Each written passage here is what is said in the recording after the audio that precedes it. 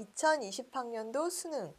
정시 수능에서 영어가 쉬웠다는 평가가 있습니다. 영어는 절대평가이기 때문에 등급별 인원 비중이 어떠할지가 관건이 되는데요. 한국대학교육협의회 측은 2020학년도 대학 수학능력시험 영어 영역의 난이도가 다소 쉬웠다고 밝힌 바 있습니다. 14일 대교협 대입상담교사단의 그런 발표에 의하면요. 올해 영어는 인문, 사회, 자연, 예술 등 영역별 균형 있게 내용을 다뤄서 수험생들의 학습 성향에 따른 유불리가 발생하지 않도록 최대한 조율했다라는 그런 내용 발표된 바 있죠.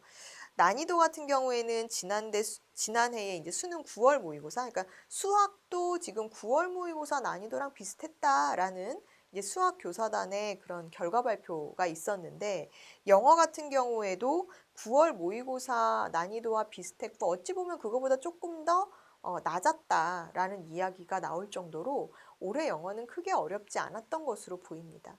절대평가이다 보니까 사실은 이 등급 내에 몇 명이 몰리느냐가 사실 중요한 부분이잖아요.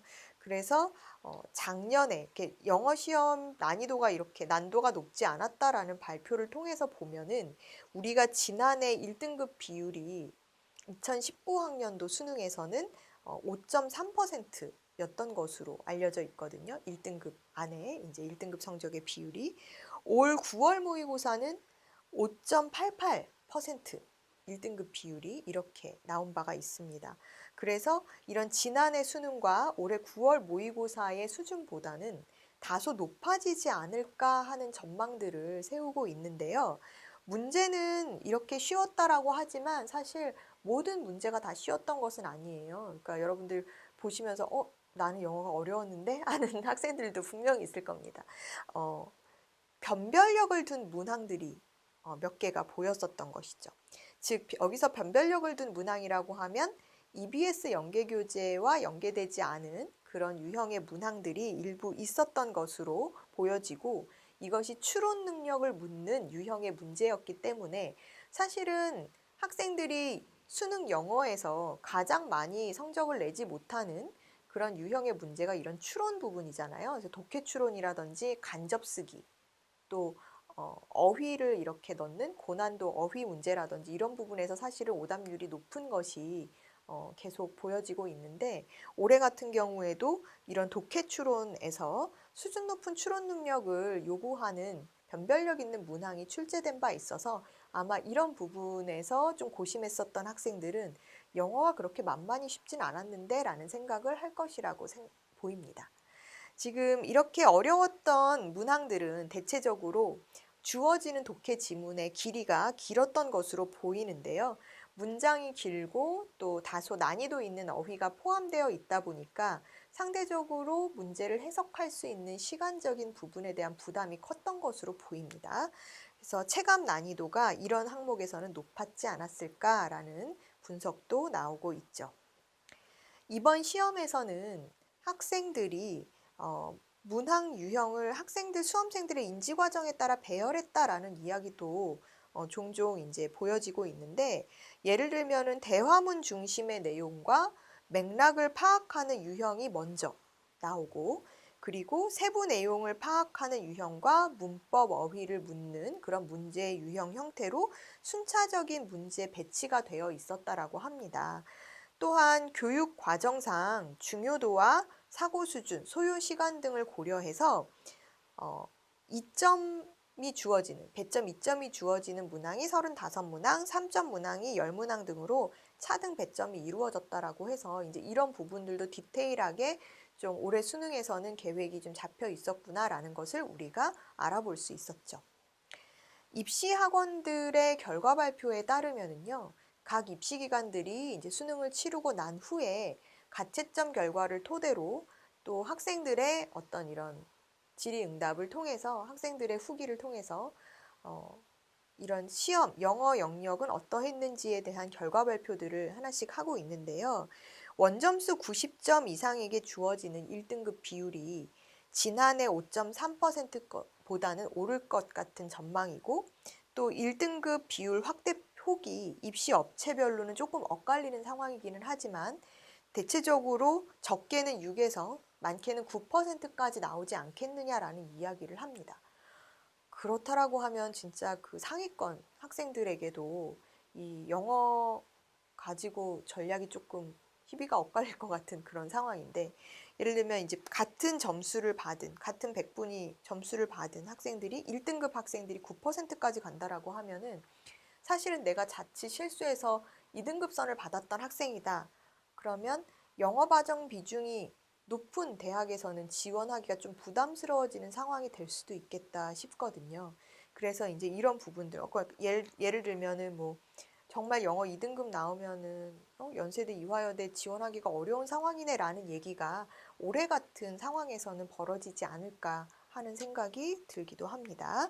그래서 물론 이제 결과는 12월 4일 수능 성적이 발표된 이후에 영어 1등급에 몰려있는 학생들의 비율, 학생들 인원수가 어떠한지는 이제 상황을 봐야 될 것 같지만, 전반적으로 시험이 쉬웠었기 때문에 이런 부분이 작년보다는 좀 올라가지 않았을까라는 생각이 든다라는 것이죠. 모든 이제 수험생들이 응시를 해야 되는 조건으로 두고 있는 한국사도 역시나 절대평가로 진행이 되는데요. 이런 한국사는 지난해에 비해서는 다소 어려웠다라는 평가가 지금 많습니다. 그래서 올해는 수학이나 탐구 계열 쪽이 좀 어렵다라는 얘기를 지난번에 드린 적이 있는데, 한국사 역시도 이제 절대평가 과목 중에 영어는 상대적으로 좀 쉬웠지만 한국사는 다소 까다롭지 않았나라는 지금 결과들이 나오고 있거든요. 과학탐구와 사회탐구 같은 경우에는 지난해 수준하고 체감 난이도가 좀 비슷했다거나 조금 어렵다라는 평가들이 있어서 그런데요.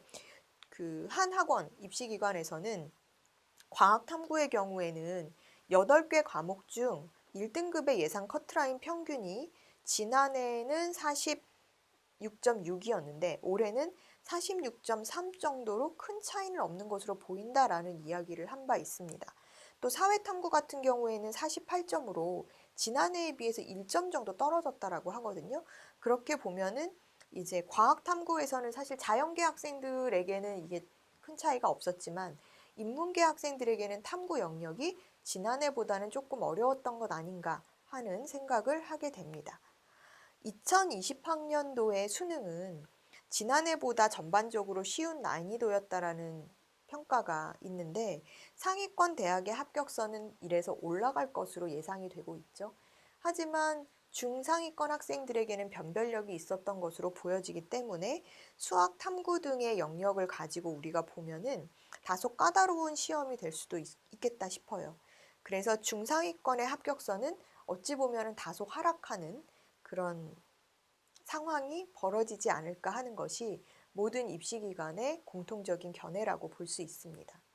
그래서 최상위 학생들의 합격선은 올라가고 중상위 학생들의 합격선은 낮아지면서 전략을 어떻게 짜야 될지 중위권 학생들에게는 조금 더 전략적으로 정시 지원을 하는 부분이 필요한 상황이 되지 않을까라고 예상이 들고요. 수능 성적 발표 후에는 그렇기 때문에 내가 원하는 대학별 점수 반영 방법에 따른 유불리를 확인하는 것이 필요합니다. 대학별로 각 과목을 반영하는 비율이 다르기 때문에 내가 잘 본 과목, 내가 또 잘 못 본 과목을 먼저 체크를 하시고 이 과목을 고려해서 정시 전형에 지원을 해야 되는데요.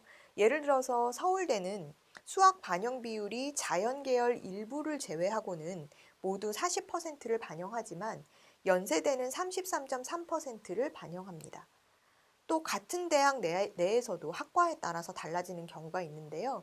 성균관대학 같은 경우에는 인문계열은 국어 반영 비율이 40%인 반면에 자연계열은 25%를 반영하기 때문에 이런 부분들이 계열이나 학과에 따라서 좀 달라질 수 있다는 것을 염두에 두고 나에게 유리한 정시 지원 전략을 생각해 보는 것이 필요하다고 볼 수 있겠습니다.